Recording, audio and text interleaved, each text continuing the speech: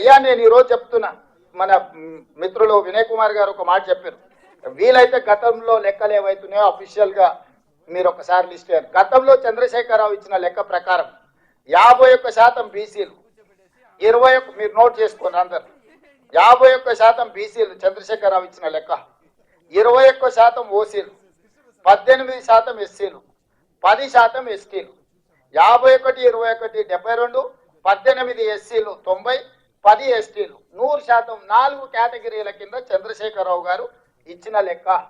చంద్రశేఖరరావు గారు ఇచ్చిన లెక్క ప్రకారం వాళ్ళు హిందూ ప్రాక్టీసింగ్ బీసీలా, ముస్లిం ప్రాక్టీసింగ్ బీసీలా, ఎవరు అనేది పక్కన పెడితే ఆయన ఇచ్చిన మొత్తం లెక్క 51%.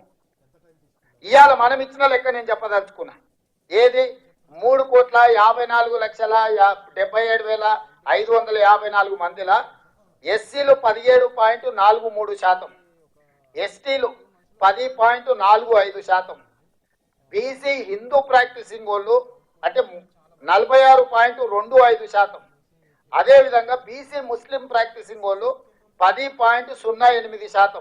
ఈ రెండు కలిపితే మనకు 56.33%. నేను ఇప్పుడు మా మిత్రులను అడుగుతున్నా, 51% ఎక్కువనా 56.33% ఎక్కువనా? మిత్రులారు మీరు చెప్పండి, బీసీల లెక్క తగ్గిందా పెరిగిందా? మరి 5-6% దాదాపుగా పెరిగితే ఈరోజు ఎవడో వస్తాడు బీసీల లెక్కలు తగ్గించిండు రేవంత్ రెడ్డి, బీసీల లెక్కలు తగ్గించిండు అంటాడు. చంద్రశేఖరరావు 21% ఓసీలు ఇచ్చాడు. నేను ఇచ్చిన లెక్కల్లో 15.79 ఓసీల లెక్క. ఓసీలు చంద్రశేఖరరావు 21% ఇస్తే రేవంత్ రెడ్డి 15.79% ఇచ్చాడు. ఓసీల లెక్క తగ్గిందా పెరిగిందా? మరి ఓసీల లెక్క తగ్గింది, సేమ్ అది బీసీలలో పెరిగింది. ఇవాళ 5 కేటగిరీల కింద నేను ఇచ్చిన SC, ST, BC, minority, OC. KCR 4 కేటగిరీలు ఇచ్చి 4 కేటగిరీలలో బీసీ, ఓసీ, ఎస్సీ, ఎస్టీ 51% బీసీలు ఇచ్చిండు, 21% ఓసీలు ఇచ్చిండు, 18% ఎస్సీలు ఇచ్చిండు, 10% ఎస్టీలు ఇచ్చిండు. 4 కేటగిరీల కింద చంద్రశేఖరరావు లెక్కలు ఇచ్చిండు. ఇందులో మైనారిటీ కేటగిరీ ఎక్కడుందో మీరు చెప్పండి. ఇవాళ మనం ఇచ్చింది 5 కేటగిరీలు ఇచ్చినాం. 5 కేటగిరీలలో BC, OC, SC, ST, minority.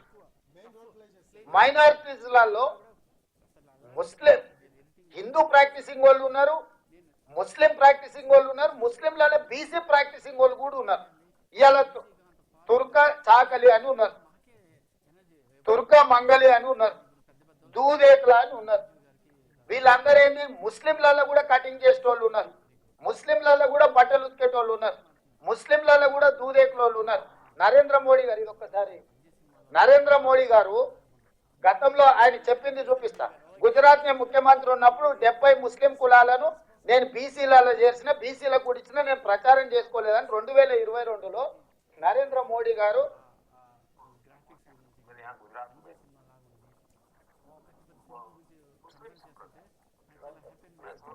70 जातियां ऐसी हैं जो ओबीसी है, और मेरे गुजरात में जब मैं था उनको ओबीसी की कैटेगरी में बेनिफिट मिलता था, लेकिन कभी मैं मीडिया में नहीं देखा. మళ్ళొకసారి వినిపిస్తున్నాను. बैकवर्ड नहीं, मेरे यहाँ गुजरात में मुस्लिम संप्रदाय में मैं समझता हूँ कि 70 जातियां ऐसी हैं जो ओबीसी है, और मेरे गुजरात में जब मैं था उनको ओबीसी की कैटेगरी में बेनिफिट मिलता था, लेकिन कभी मैं मीडिया में नहीं देखा. ఏమన్నాడు, మనందరికీ హిందీ వచ్చు. నేను నా గుజరాత్లో 70 జాతులు ముస్లింలు ఓబీసీలలో ఉన్నారు, నేను చేసిన వాళ్లకు, కాకపోతే నేను ఎప్పుడు మీడియాలో చెప్పుకోలేదని ఈ దేశ ప్రధానమంత్రి నరేంద్ర మోడీ గారు 2022లో అఫీషియల్ ఇంటర్వ్యూలో చెప్పిన ప్రధానమంత్రిగా. మరి ఇప్పుడు బండి సంజయ్ గారు రేవంత్ రెడ్డి తీసుకొచ్చి బీసీలను, మన ముస్లింలను తీసుకొచ్చి బీసీలో కలిపిండి అంటాడు. డాక్టర్ బాబాసాహెబ్ అంబేద్కర్ గారు ఇచ్చిన రాజ్యాంగంలో దూదేకులోలు బీసీ బి గ్రూప్లు ఉన్నారు. ఎస్సీలు క్రిస్టియన్ గా కన్వర్ట్ అయితే బీసీ సి గ్రూప్లు ఉన్నారు, ఎస్సీలు కూడా.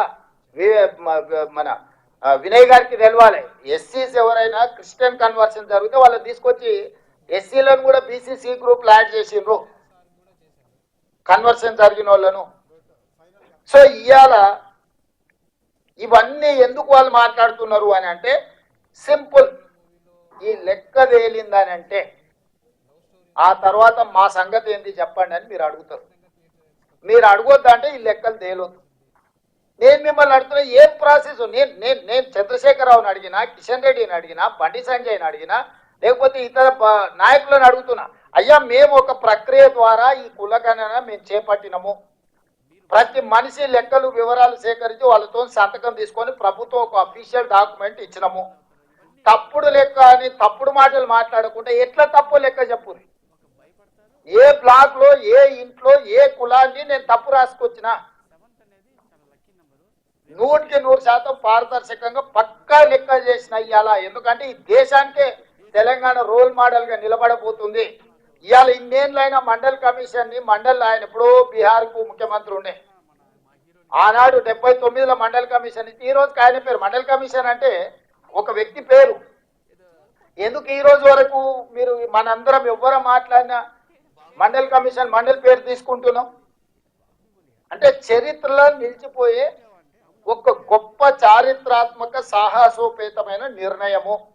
ఈ రోజు రాహుల్ గాంధీ ఆదేశాల మేరకు మీరందరూ ఎన్నిక చేసి మీరందరూ అవకాశం ఇచ్చారు తెలంగాణ రాష్ట్రానికి. నేను ముఖ్యమంత్రి అయినా, తెలంగాణ రాష్ట్రానికి ముఖ్యమంత్రి అవడం అనేది ఆషామాషి విషయం కాదు. నా జీవితంలో ఈ లెక్క చేస్తే రేపు భారతదేశంలో ఎవరైనా, ఆనాడు తెలంగాణ రాష్ట్రంలో రేవంత్ రెడ్డి ముఖ్యమంత్రిగా ఉన్నప్పుడు బలైన వర్గాల లెక్క పక్కా తెలిసిండు.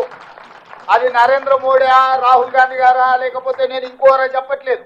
ఎవరైనా ఈ దేశంలో ఒక నివేదిక గురించి చర్చించాలంటే తెలంగాణ రాష్ట్రం గురించి, రేవంత్ రెడ్డి గురించి మాట్లాడాల్సిందే. ఇది చరిత్రలో నిలిచిపోయే చారిత్రాత్మకమైన సందర్భం.